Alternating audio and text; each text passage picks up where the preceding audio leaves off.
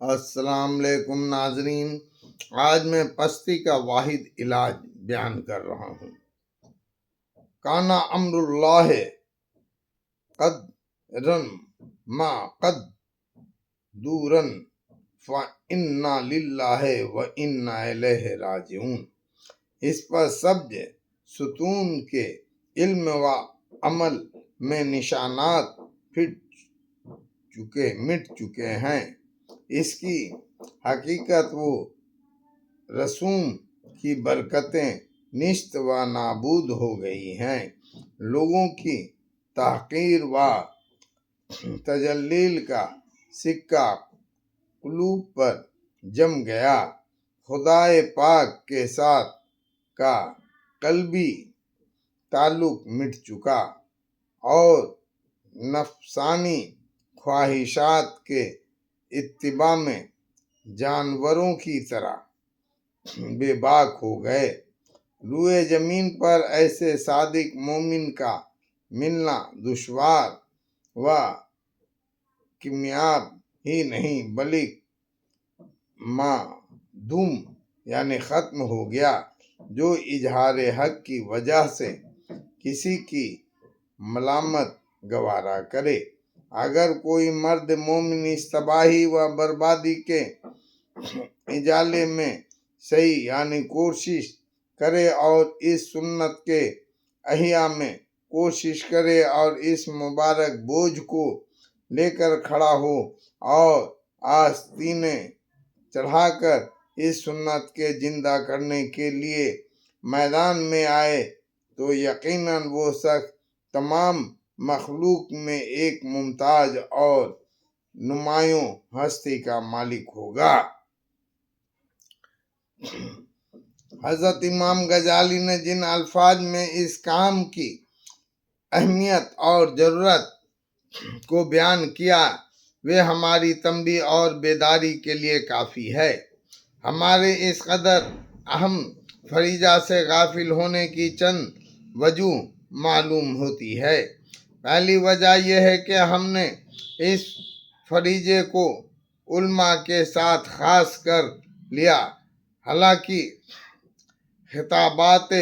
قرآنی عام ہیں جو امت محمدیہ کے ہر فرد کو شامل ہیں، اور صحابہ کرام اور خیر القرون کی زندگی اس کے لیے شہید عدل ہے۔ فریضہ تبلیغ اور امر بالمعروف و نہی عن المنکر کو علماء کے ساتھ خاص کر لینا اور پھر ان کے بھروسے پر اس اہم کام کو چھوڑ دینا ہماری سخت نادانی ہے۔ علماء کا کام راہ حق بتلانا اور سیدھا راستہ دکھلانا ہے، پھر اس کے مطابق عمل کرنا اور مخلوق خدا کو اس پر چلانا یہ دوسرے لوگوں کا کام ہے۔ اسی کی جانب اس حدیث شریف میں تنبیہ ہے۔ بے شک تم سب کے سب نگہبان ہو اور تم سب اپنی رعیت کے بارے میں سوال کیے جاؤ گے۔ پس بادشاہ لوگوں کے نگہبان ہیں، وہ اپنی رعیت کے بارے میں سوال کیا جائے گا، اور مرد گھر والوں پر نگہبان ہے اور اس سے ان کے بارے میں سوال کیا جائے گا، اور عورت اپنے خاوند کے گھر اور اولاد پر نگہبان ہے، وہ ان کے بارے میں سوال کی جائے گی، اور غلام اپنے مالک کے مال پر نگہبان ہے، اس سے اس کے بارے میں سوال کیا جائے گا۔ پس تم سب نگہبان ہو اور تم سب اپنی رعیت کے بارے میں سوال کیا جائے گا۔ اور اسی کو واضح طور پر اس طرح بیان کیا ہے۔ حضور اقدس صلی اللہ علیہ وسلم نے فرمایا، دین نصیحت ہے۔ ہم نے یعنی صحابہ نے عرض کیا، کس کے لیے؟ فرمایا، اللہ کے لیے اور اللہ کے رسول کے لیے اور مسلمانوں کے مقتداؤں کے لیے اور عام مسلمانوں کے لیے۔ اور اگر بافرض محال مان بھی لیا جائے کہ یہ علماء کا کام ہے، تب بھی اس وقت قضائے زمانہ کا مقتضا یعنی تقاضا یہی ہے کہ ہر شخص اس کام میں لگ جائے اور اعلان کلمت اللہ اور حفاظت دین متین کے لیے کمر بستہ ہو جائے۔ دوسری وجہ یہ ہے کہ ہم یہ سمجھ رہے ہیں کہ اگر ہم خود اپنے ایمان میں پختہ ہیں تو دوسروں کی گمراہی ہمارے لیے نقصان دہ نہیں، جیسا کہ اس آیات شریفہ کا مفہوم ہے۔ یا ایھا الذین آمنوا علیکم انفسکم لا یضرکم من ضل اذا اہتدیتم، اے ایمان والو اپنی فکر کرو جب تم راہ پر چل رہے ہو تو جو آدمی گمراہ ہے اس سے تمہارا کوئی نقصان نہیں۔ لیکن در حقیقت آیات سے یہ مقصد نہیں جو ظاہر سمجھا جا رہا ہے، اس لیے کہ یہ معنی حکمت خداوندی اور تعلیمات شرعیہ کے بالکل خلاف ہے۔ شریعت اسلامی نے اجتماعی زندگی اور اجتماعی اصلاح اور اجتماعی ترقی اور اصل بتلایا ہے اور امت مسلمہ کو بمنزلہ ایک جسم کے قرار دیا ہے۔ اگر ایک عضو و درد ہو جائے تو تمام جسم بے چین ہو جاتا ہے۔ بات دراصل یہ ہے کہ بنی نوع انسان خواہ کتنی ہی ترقی کر جائے اور کمال کو پہنچ جائے، اس میں ایسے لوگوں کا ہونا بھی ضروری ہے جو سیدھے راستے کو چھوڑ کر گمراہی میں مبتلا ہو۔ تو آیات میں مومنوں کے لیے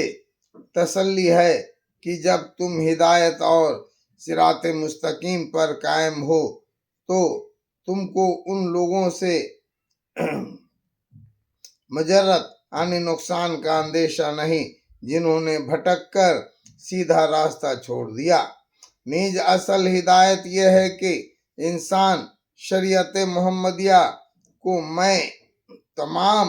احکام کے قبول کرے اور من جملہ احکام خداوندی کے ایک امر بالمعروف اور نہی عن المنکر بھی ہے۔ ہمارے اس قول کی تائید حضرت ابوبکر صدیق رضی اللہ عنہ کے اس ارشاد سے ہوتی ہے۔ حضرت ابوبکر صدیق رضی اللہ عنہ سے روایت ہے، آپ نے فرمایا، اے لوگو تم یہ آیات یا ایھا الذین آمنوا علیکم انفسکم لا یضرکم من ضل اذا اہتدیتم کو پڑھتے ہو، اور میں نے رسول اللہ صلی اللہ علیہ وسلم کو ارشاد فرماتے ہوئے سنا کہ جب لوگ خلاف شریعت کسی چیز کو دیکھے اور اس میں تغیر یعنی تبدیلی نہ کرے تو قریب ہے کہ حق تعالی ان لوگوں کو اپنے عمومی عذاب میں مبتلا فرما دے۔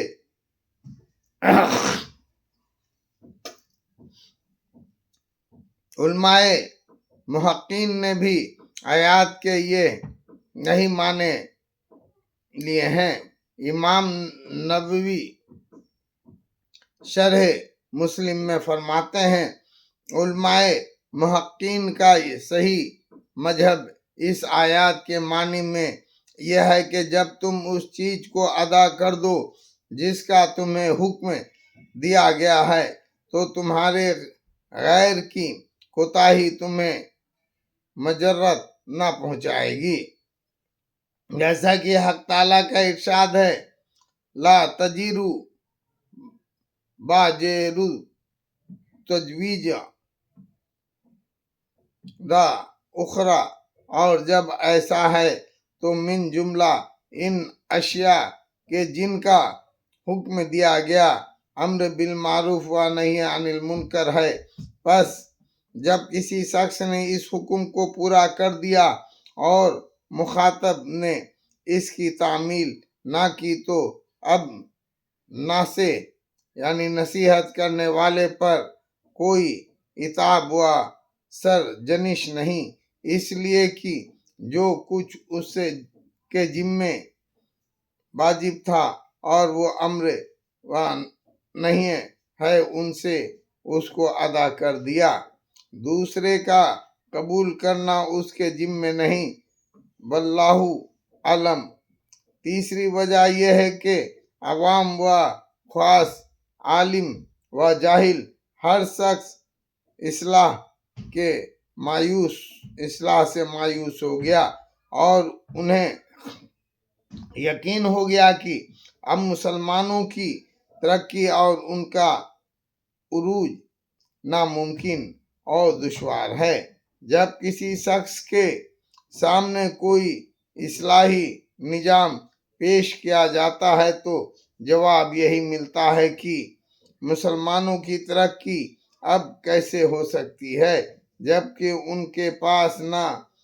سلطنت، نہ حکومت ہے، نہ مال و زر اور نہ سامان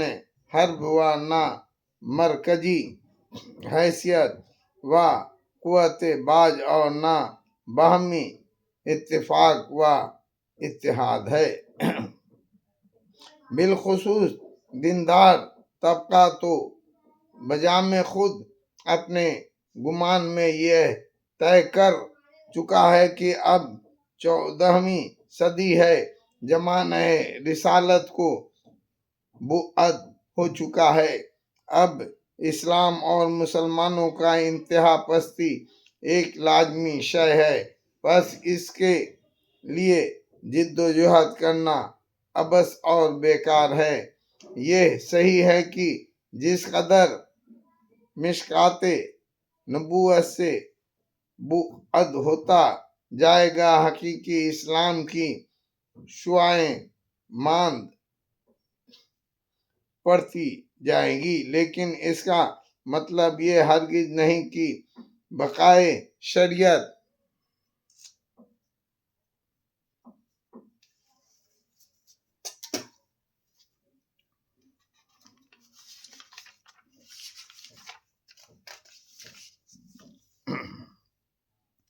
اور حفاظت دین محمدیہ کے لیے جد و جہد اور صحیح نہ کی جائے، اس لیے کہ اگر ایسا ہوتا اور ہمارے اسلاف بھی خدا نخواستہ یہی سمجھ لیتے تو آج ہم تک اس دین کے پہنچنے کی کوئی سبیل نہ تھا۔ البتہ جب کہ زمانہ نمو واقف ہے تو رفتار زمانہ کو دیکھتے ہوئے زیادہ استقلال کے ساتھ اس کام کو لے کر کھڑے ہونے کی ضرورت ہے۔ تعجب ہے کہ جو مذہب سراسر عمل اور جہد یعنی کوشش پر مبنی تھا، آج اس کے پیروی کرنے والے عمل سے یکسر خالی ہیں۔ حالانکہ قرآن مجید اور حدیث شریف نے جگہ جگہ عمل اور جہد کا سبق پڑھایا اور بتلایا کہ ایک عبادت گزار، تمام رات نفل پڑھنے والا، دن بھر روزے رکھنے والا، اللہ اللہ کرنے والا ہرگز اس شخص کے برابر نہیں ہو سکتا جو دوسروں کی اصلاح اور ہدایت کی فکر میں بے چین ہو۔ قرآن کریم نے جگہ جگہ جہاد کی سبیل اللہ کی تاکید کی اور مجاہد کی فضیلت اور بربری کو نمایاں کیا۔ برابر نہیں وہ مسلمان جو بلا کسی اجر کے گھر میں بیٹھے ہیں، اور وہ لوگ جو اللہ کی راہ میں اپنے مال و جان سے جہاد کریں۔ اللہ تعالیٰ نے ان لوگوں کا درجہ بہت زیادہ بلند کیا ہے جو اپنے مال و جان سے جہاد کرتے ہیں بنسبت گھر میں بیٹھنے والوں کے، اور سب سے اللہ تعالیٰ نے اچھے گھر کا وعدہ کر رکھا ہے، اور اللہ تعالیٰ نے مجاہدوں کو مقابلہ گھر میں بیٹھنے والوں کے بڑا اجر عظیم دیا ہے، یعنی بہت درجے جو خدا کی طرف سے ملیں گے، اور مغفرت و رحمت، اور اللہ بڑی مغفرت و رحمت والے ہیں۔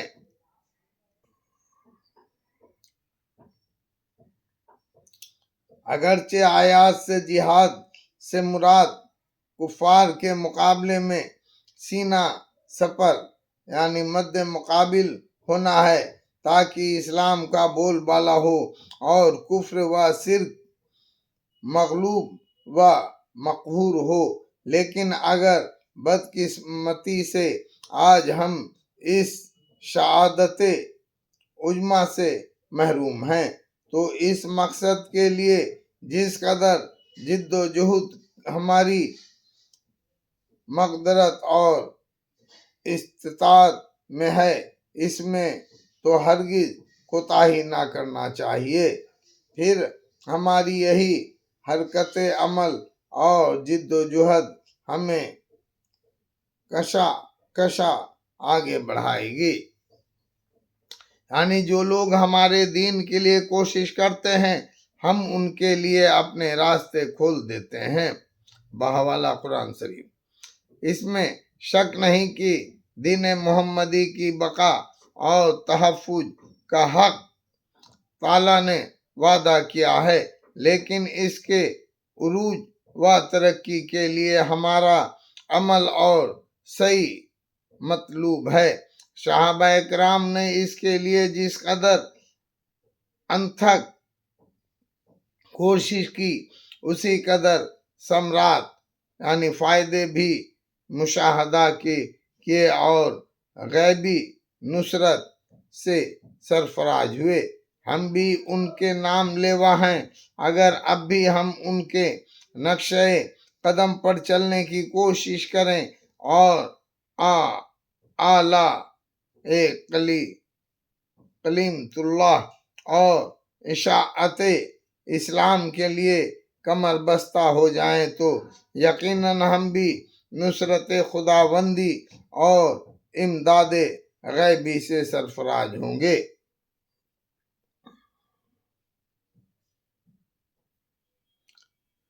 ان تنصروا واللہ ینصرکم ویثبت اقدامکم، یعنی اگر تم خدا کے دین کی مدد کے لیے کھڑے ہو جاؤ گے تو خدا بند کریم تمہاری مدد کرے گا اور تمہیں ثابت قدم رکھے گا۔ چوتھی وجہ یہ ہے کہ ہم یہ سمجھتے ہیں کہ خدا جب ہم ان باتوں کے پابند نہیں اور اس منصب کے اہل نہیں تو دوسروں کو کس منہ سے نصیحت کریں، لیکن یہ نفس کا صریح دھوکہ ہے۔ جب ایک کام کرنے کا ہے اور حق تعالیٰ کی جانب سے ہم اس کے مامور ہیں تو پھر ہمیں اس میں پس و پیش کی گنجائش نہیں، ہمیں خدا کا حکم سمجھ کر کام شروع کر دینا چاہیے۔ پھر انشاءاللہ یہی جد و جہد ہماری پختگی استحکام اور استقامت کا باعث ہوگی، اور اسی طرح کرتے کرتے ایک دن تقرب خدا بندگی کی شاعت نصیب ہو جائے گی۔ یہ ناممکن اور محال ہے کہ ہم حق تعالیٰ کے کام میں جد و جہد کر اور وہ رحمان و رحیم ہماری طرف نظر لطف و کرم نہ فرمائے۔ میرے اس قول کی تائید اس حدیث میں ہوتی ہے۔ حضرت انس رضی اللہ عنہ سے روایت ہے کہ ہم نے عرض کیا، یا رسول اللہ، ہم بھائیوں کا حکم نہ کریں جب تک خود تمام پر عمل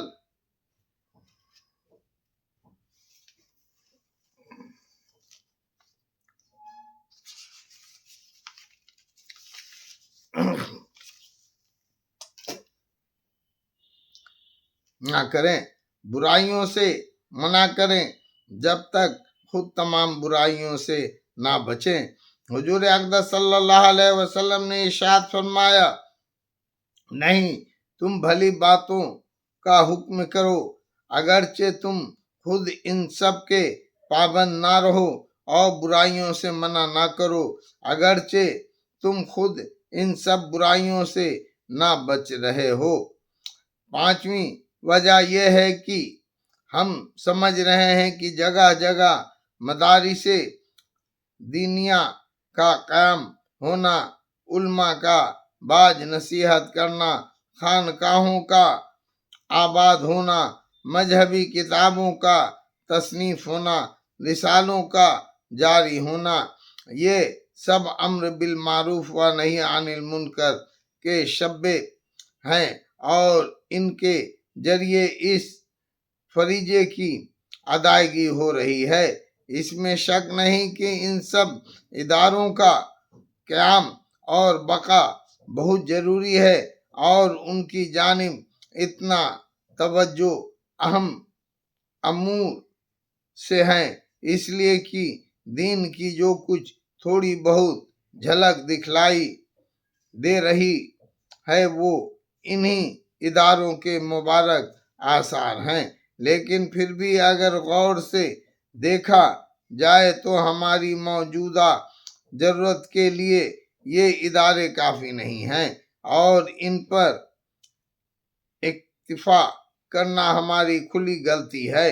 اس لیے کہ ان اداروں سے اس وقت تک منتفع یعنی فائدہ اٹھانے والا